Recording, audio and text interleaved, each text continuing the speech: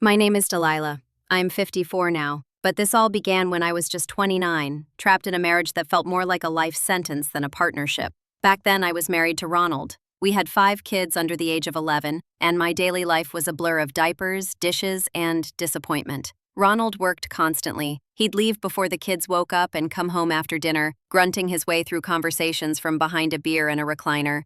I was invisible, a glorified nanny in my own home. I did everything. School events, doctor appointments, grocery runs, bedtime stories, birthday parties, you name it. Ronald's big contribution? Showing up to parent-teacher night twice a year like it was a sacrifice. He couldn't even remember my birthday half the time. I didn't want a parade. I wanted acknowledgement, love, something, anything. I took a part-time job to regain a shred of my identity, and that's when I met Cal, a man who saw me. Not the mom, not the wife, me. He noticed when I changed my hair. He remembered what I said. He laughed at my jokes. With him, I felt like a woman again. At first, it was innocent.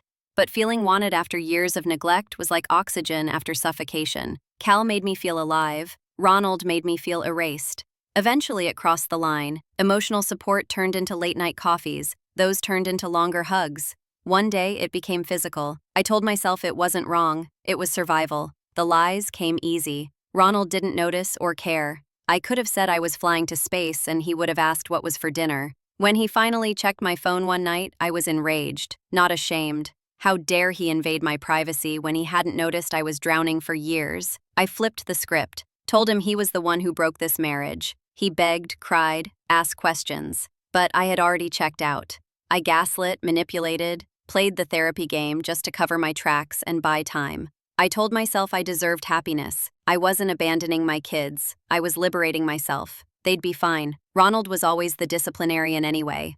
The day I left, I wrote a note, said I needed to rediscover myself, told the kids I'd see them soon, and then I walked out and into Cal's arms. For a while, it felt like I had made the right choice. Cal brought me flowers, cooked me dinner, made me feel important. But 3 months after the divorce, he blindsided me, said it was too much. He needed space. He'd met someone else.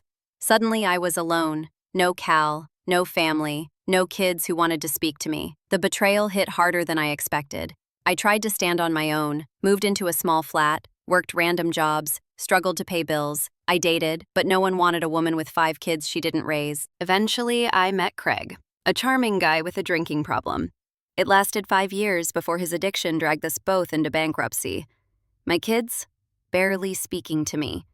Ronald had remarried some Stepford wife type who never missed a soccer game. She made me look even worse by comparison. Now, I'm 54, divorced, alone. My kids have their own lives, and I only know through social media. No invitations, no phone calls, not even a Christmas card. I tried reaching out. Sent Ronald a happy anniversary message once, just to be civil. Nothing.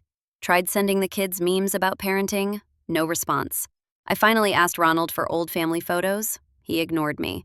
Everyone thinks I'm the villain, the mom who left, the woman who traded her family for a fling.